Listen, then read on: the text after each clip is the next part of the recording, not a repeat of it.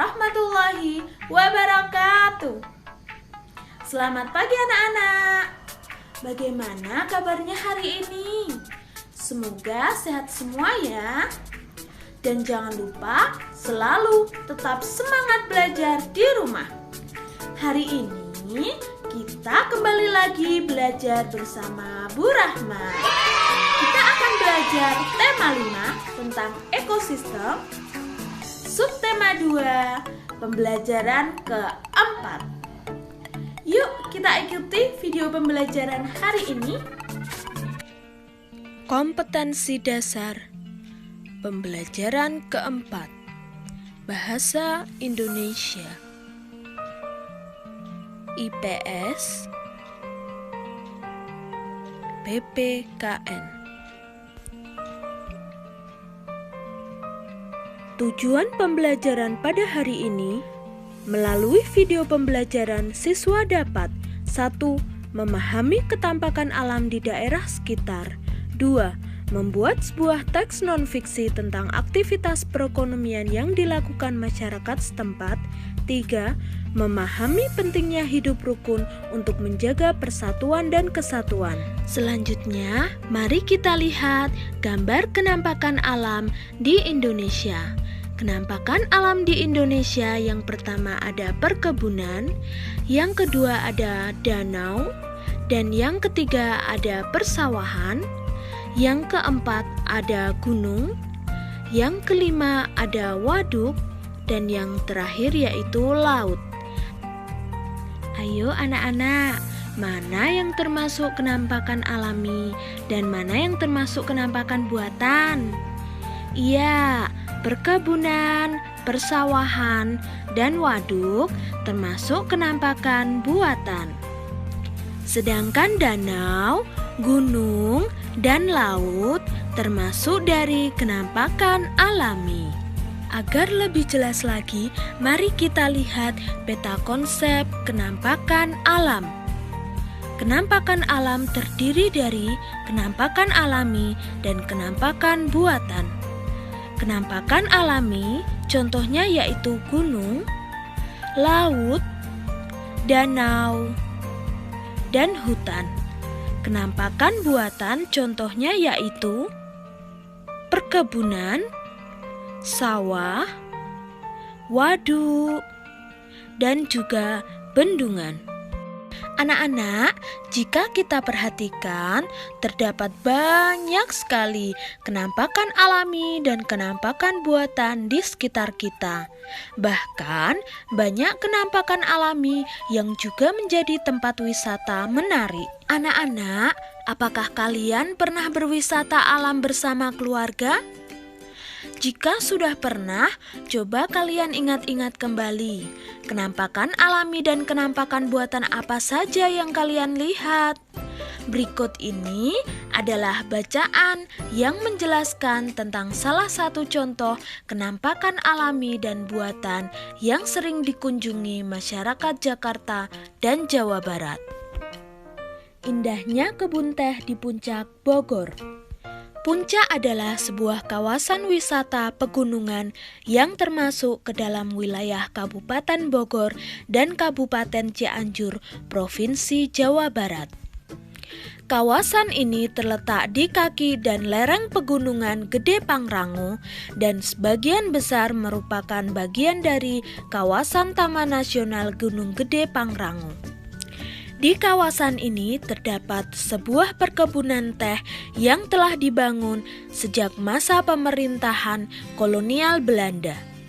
Perkebunan ini kini berubah nama menjadi PT Perkebunan Nusantara 8 Gunung Mas.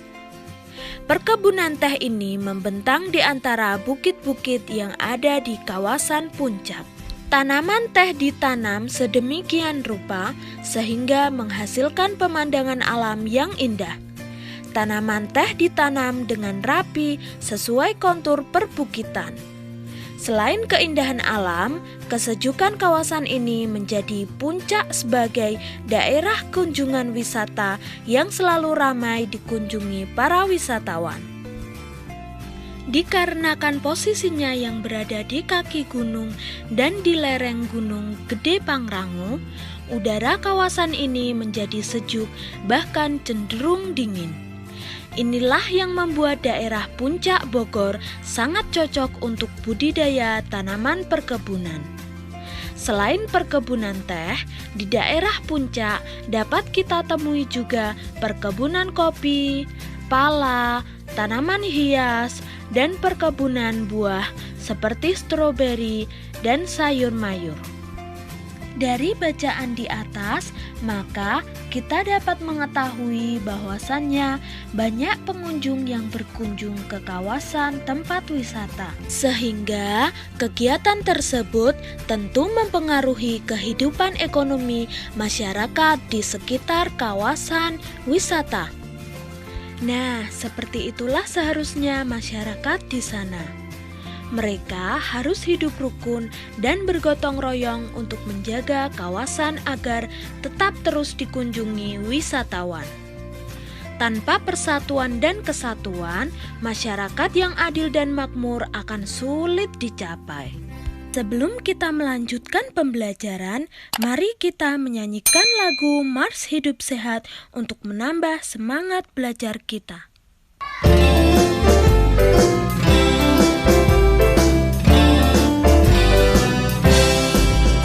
Tiada yang lebih berharga dari nikmat hidup sehat.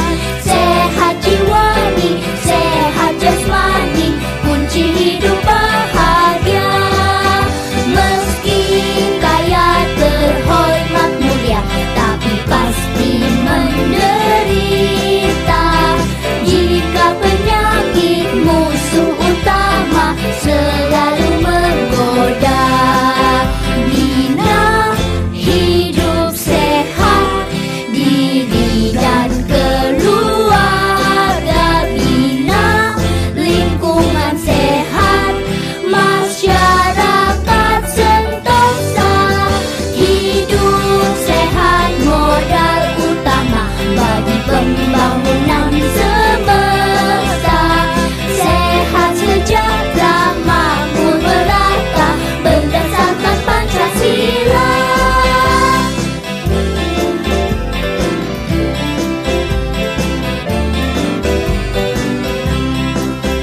Tiada yang lebih berharga dari nikmat hidup sehat.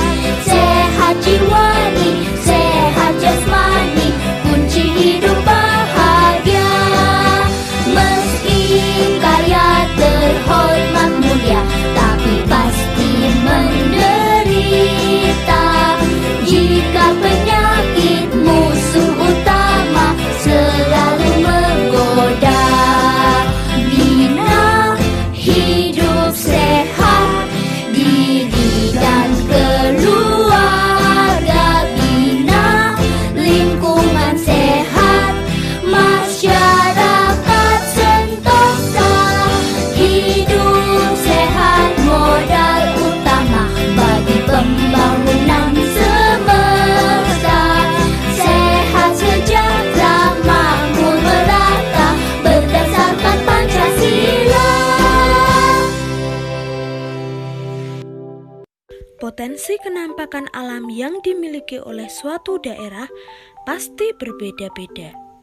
Ada banyak alasan bagi masyarakat Indonesia untuk terus meningkatkan persatuan dan kesatuan. Oleh karena itu, negara kita memiliki banyak sumber daya alam yang dapat meningkatkan kemakmuran rakyat. Masyarakat yang adil dan makmur merupakan salah satu tujuan yang ingin dicapai oleh bangsa kita. Dengan menjaga, memelihara, dan memanfaatkan semua sumber daya yang ada untuk sebesar-besar kemakmuran rakyat, masyarakat adil dan makmur pasti tercapai. Berikut ini adalah bacaan untuk mengetahui lebih jauh alasan pentingnya menjaga persatuan dan kesatuan bangsa. Bersatu untuk Indonesia makmur. Wilayah Indonesia yang terbentang dari Sabang hingga Merauke tentu memiliki berbagai keunikan. Setiap daerah memiliki sumber daya alam yang dapat dimanfaatkan untuk pembangunan negara. Letak geografis Indonesia sangat mempengaruhi iklim yang terjadi. Iklim Indonesia hanya memiliki 2 musim, yaitu musim hujan dan musim kemarau. Letak Indonesia di sekitar garis khatulistiwa mengakibatkan Indonesia selalu mendapatkan sinar matahari sepanjang tahun. Keberadaan matahari sepanjang tahun bermanfaat bagi kegiatan agraris sehingga membuat Indonesia menjadi penghasil berbagai komoditas alam. Indonesia memiliki lebih dari 17.000 pulau yang menyimpan potensi alam yang luar biasa. Setiap daerah di Indonesia memiliki sumber daya alam yang khas, berbeda satu dengan yang lainnya. Kekayaan alam dan hasil bumi Indonesia tak perlu diragukan. Diperlukan usaha untuk mengelolanya dengan benar dan untuk sebesar-besar kemakmuran rakyat seperti yang diamanatkan oleh Undang-Undang Dasar 1945. Persatuan dan kesatuan mutlak diperlukan untuk menyatukan tujuan pengelolaan sumber daya alam dan hasil bumi Indonesia. Tanpa persatuan dan kesatuan, kemakmuran rakyat Indonesia tidak akan tercapai. Setiap daerah bekerja sama dan saling mengisi untuk mengelola sumber daya alam dan hasil bumi. Kemakmuran masyarakat tidak hanya untuk masyarakat daerah tertentu, tetapi untuk seluruh masyarakat Indonesia. Oleh karenanya, setiap usaha pengelolaan sumber daya dan hasil bumi adalah untuk sebesar-besar kemakmuran rakyat. Ya anak-anak, karangan tadi adalah termasuk karangan non-fiksi. Apakah kalian masih ingat apakah itu karangan non-fiksi? Ya, karangan non-fiksi adalah karangan yang bersifat objektif dan berdasarkan kepada fakta serta kenyataan. Lalu, langkah-langkah membuat karangan non-fiksi bagaimana? Nah, langkah-langkahnya yaitu yang pertama adalah menentukan tema. Yang kedua adalah merumuskan tujuan. Yang ketiga, mengumpulkan dan menganalisis data. Yang keempat, menyusun kerangka karangan. Dan yang terakhir, menyusun paragraf. Nah, anak-anak, sekarang kalian coba membuat karangan non-fiksi sesuai dengan gambar yang ada di video ini. Demikian video pembelajaran hari ini, semoga bermanfaat untuk kita semua. Jangan lupa tetap patuhi protokol kesehatan dengan cara 3M. Memakai masker, mencuci tangan, dan menjaga jarak.